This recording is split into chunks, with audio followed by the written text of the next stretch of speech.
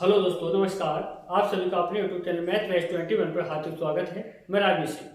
आशा करता हूँ आप सभी लोग बहुत अच्छे होंगे और पढ़ाई भी आप सभी लोगों की बहुत ही बिंदास तरीके से चल रही होगी। तो मेरे प्यारे बच्चों, आज मैं आप लोगों के लिए घन यानी कि जो घन के क्वेश्चन है वो कराने वाला हूँ, यानी क्यूब। अगर बात करेंगे तो इससे पहले मैं आप लोगों के लिए घन और घनाभ से संबंधित फॉर्मूला अच्छी तरह से समझा चुका हूँ।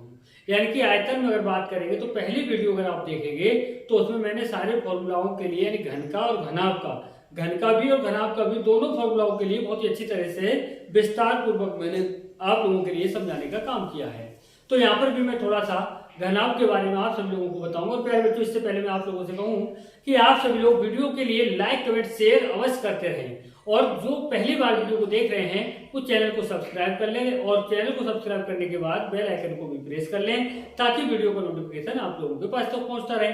और शेयर ज्यादा से ज्यादा करें, शेयर ज्यादा से ज्यादा करें, क्योंकि आप अपने दोस्तों के पास तक इस वीडियो को पहुंचाने का काम करेंगे, ये मैं आप लोगों से आशा करता हूं। देखिए, हमेशा याद रखिए, मेहनत करेंगे तभी आप कामयाब होंगे। और वीडियो के लिए शुरू से लेकर के अंत तक एक बार पढ़ के देखिए कि आपके लिए कितना आप सीखे यहाँ से। अगर आपको लगे कि आप सबसे ज्यादा और सबसे अच्छा सीख पा रहे हैं और इस प्लेटफॉर्म पर आपके लिए बहुत ही अच्छा यानी कि बेटर मिल पा रहा है, तो आप पढ़ने का काम करें। अन्यथा आप लोगों से अनुरोध है, ना पढ़ें। बस अगर समझ में नहीं आ रहा है तो ना पढ़ेंगे, कोई बात नहीं। अगर समझ में आ रहा है तो पढ़ने का काम करें और ज्यादा से ज्यादा सहयोग करने का काम करें। वैसे आप लोगों का सहयोग अधिकांश रहा है और आशा करता हूं आप लोगों का सहयोग हमेशा मिलता रहेगा। मैं आप सब लोगों का आभारी रहूंगा। तो आइए, ज्यादा टाइम बर्बाद ना करते हुए हम बात करेंगे अपने टॉपिक की। देखिए, टॉपिक की बात करने से पहले देखिए बात क्या है, घन की बात करेंगे। जैसे हम घन की बात करें तो घन में थोड़ा समझ लीजिए। घन में अगर मैं बात करूं तो घन का आयतन होता है, यानी कि घन का आयतन। तो घन का आयतन जो होता है वो क्या होता है, भुजा क्यू होता है। क्या होता है, भुजा क्यू होता है। अगर मैं बात करूं घन का संपूर्ण पृष्ठ, यानी इसका संपूर्ण पृष्ठ क्या होता है, तो संपूर्ण पृष्ठ बेटा 6a² होता है। अगर मैं बात करूं यहां पर इसका विकर्ण क्या होता है, क्या होता है विकर्ण, तो विकर्ण होता है √3a।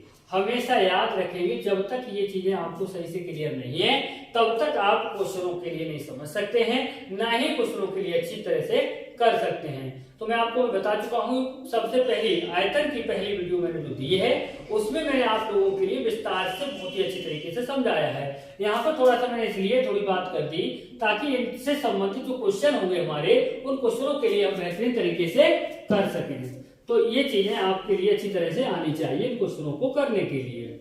तो आइए, ज्यादा टाइम बर्बाद ना करते हुए हम बात करेंगे क्वेश्चन नंबर 29 की। क्वेश्चन नंबर 29 में कहा है किसी घन के विकर्ण की लंबाई, घन का विकर्ण क्या होता है, देखो विकर्ण की लंबाई, जो घन का विकर्ण है उसकी लंबाई दे रहा है 6 सेंटीमीटर, 6 सेंटीमीटर। अब बात यह है विकर्ण क्या होता है, √3a होता है, बराबर 6 को हम क्या लिख सकते हैं, 2 गुणा 3 लिख सकते हैं। 6 को हम 2 गुणा 3 लिख सकते हैं। अब यहाँ पर √3 है, अब इसे हम कैसे कट करेंगे तो आप समझिए, √3 गुणा √3 की अगर हम इनका मल्टीपल करते हैं तो यहाँ क्या आएगा, 3 आएगा। क्या आएगा, 3 आएगा। तो 3 के लिए हम ये भी तो लिख सकते हैं इस रूप में, तो ऐसे ही लिख देंगे यहाँ पर 2 गुणा √3 गुणा √3, और यहाँ पर है आपका √3a। √3 से √3 कट जाएगा तो a बराबर हमारा क्या आ जाएगा, 2√3 आ जाएगा। 2√3 आ गया। हमसे पूछा क्या गया है, घन का आयतन क्या होगा। तो बेटा आयतन क्या होता है इसका, आयतन होता है भुजा क्यू। क्या होता है आयतन, भुजा क्यू होता है। और भुजा कितनी है, 2√3, तो कितनी बार लिखा जाएगा, 3 बार लिखा जाएगा। 2√3 गुणा 2√3 गुणा 2√3।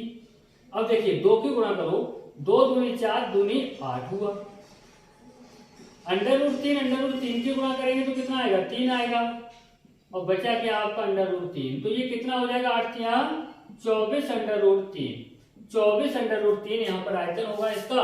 अगर बात करेंगे तो यहाँ पर हमारा दूसरा ऑप्शन बिल्कुल सही जवाब होगा। देखिए कैलकुलेशन के ऊपर डिपेंड करता है कैलकुलेशन आपकी कैसी है। और आपके लिए शुरू से और अंत तक देखेंगे तभी पता चल पाएगा कितने बेहतर क्वेश्चन दिए और कितने बेहतरीन तरीके से आपके समझ में आए। तो इस क्वेश्चन में क्या कह रहा है, एक घन के विकर्ण की लंबाई 9√3 सेंटीमीटर है। तो आपने घन का विकर्ण आपको पता है √3 होता है, बराबर अगर बात करूं तो 9√3 दिया है। 9√3 क्या दिया विकर्ण, देखो विकर्ण के बराबर विकर्ण जो दिया है मान को रख सकते हैं ना, तो √3 से √3 कट जाएगा। ए बराबर कितना आया आपका 3 आया। ए बराबर कितना आया, सॉरी ए बराबर कितना आया 9 आया। हमसे पूछा क्या है, इसके संपूर्ण पृष्ठ का क्षेत्रफल कितना होगा।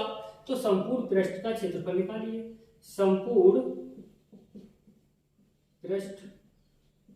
पृष्ठ का क्षेत्रफल क्या होता है 6a²। 6a²। अब यार एक बात सोचिए, 6 का मान कितना है 9 है। अरे समझ में आ रहा है ना, अरे एक ही स्थान पर ही तो रखना है का मान, तो 9 है स्क्वायर है यहाँ पर, तो इसका मतलब 2 बार लिखा जाएगा। तो 9 ने 81 और गुणा कितना है 6। 9 ने कितना 81, 6 एकम 6 हुआ, 6 ठे 48 हुआ, यानी कि 48 कितना हुआ 48 हुआ, यानी कि 486 वर्ग सेंटीमीटर। 486 वर्ग सेंटीमीटर हमारा यहाँ पर बिल्कुल सही जवाब होगा। अगर बात करेंगे तो दूसरा ऑप्शन यहाँ पर भी हमारा बिल्कुल सही जवाब है। सेकंडों में आप कर सकते हैं बेटा, कैलकुलेशन आपकी अच्छी होनी चाहिए। अब यहाँ पर आपसे झूठ बोल दूं कि ऐसा नहीं ऐसा हो जाएगा, तो नहीं, आपकी कैलकुलेशन के ऊपर डिपेंड करेगा कितनी जल्दी यानी कितनी फास्ट कर सकते हैं। देखिए देखते ही आंसर करने लगेंगे। यदि आपको फॉर्मूला और कैलकुलेशन बेस्ट है, देखते ही आंसर मारेंगे। देखिए इस क्वेश्चन में एक घन के संपूर्ण पृष्ठ का क्षेत्रफल यानी कि 6a² तो होता है संपूर्ण पृष्ठ, इसका क्षेत्रफल कितना दिया है 13,254 दिया है। तो देखो 6 यहाँ पर संपूर्ण पृष्ठ का फॉर्मूला है, बराबर संपूर्ण पृष्ठ का मान रखा जाएगा। 6 घट जाएगा तो बटे जाएगा, तो यहीं से काट दो। 6 दूनी 12, यहाँ से बचा 1, 6 दूनी 12, यहाँ से कुछ नहीं बचा, यहाँ 5 में भाग दे नहीं सकते तो लगाएंगे 0, 6 में 54। यहाँ से जब वर्ग हटाएंगे तो यहाँ क्या लगेगा अंडर रूट लगेगा। अब देखो a बराबर 2209, ये किसका वर्ग है 47 का है, तो इसका वर्गमूल कितना होगा 47 होगा, यानी कि भुजा कितनी आ गई 47 आ गई। हमसे पूछा क्या है इसके विकर्ण की लंबाई कितनी होगी, तो विकर्ण क्या होता है बेटा बताइए स्पीड से, अरे जल्दी बताएं विकर्ण क्या होता है √3a। a का मान कितना है 47, तो ये कितना हो जाएगा 47√3, यही आपका उत्तर हो जाएगा। यानी कि अगर बात करेंगे तो चौथा ऑप्शन आपका यहाँ पर बिल्कुल सही जवाब होगा। चौथा ऑप्शन बिल्कुल सही जवाब होगा। तो आइए, आप किसी के लिए भी तैयारी कर रहे हो, एसएससी जीडी के लिए कर रहे हो, पुलिस के लिए कर रहे हो, आर्मी के लिए कर रहे हो, किसी के लिए भी तैयारी कर रहे हो, हर एग्जाम में यहाँ से क्वेश्चन पूछा जाता है। आइए क्वेश्चन नंबर 32 की बात करेंगे। यहाँ पर कहा गया है एक घन के विकर्ण की माप, जो घन का विकर्ण होता है बेटा क्या होता है √3a बराबर इसकी माप कितनी है 4√3। 4√3 से √3 कट जाएगा, क्यों, क्योंकि √3 यहाँ पर लिखा है इसके गुणांक में, तो इधर जाएगा तो बटे जाएगा, तो यहाँ से कट जाएगा, तो a बराबर आपका कितना आया 4 आया।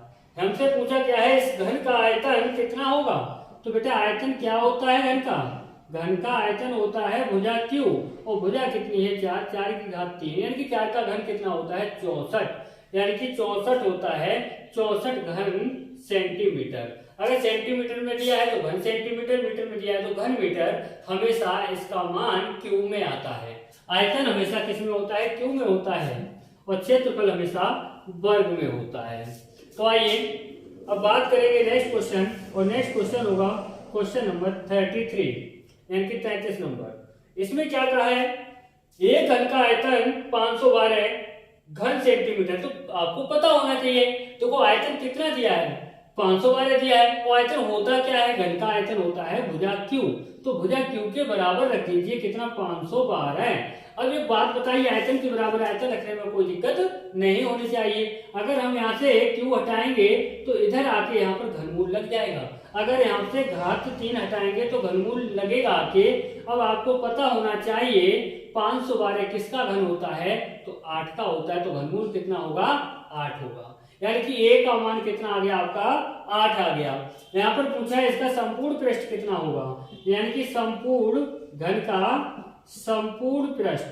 तो घन का संपूर्ण पृष्ठ क्या होता है 6a²। 6a का मान कितना है 8 गुणा स्क्वायर है इसलिए क्या लगेगा 2 बार गुणा लगेगा, यानी कि 6 गुणा 8 8 कितना हुआ 64 हुआ। तो 6 चौक कितना हुआ 24, 6 तक 36 और 2 कितना हुआ 38। 384 वर्ग सेंटीमीटर।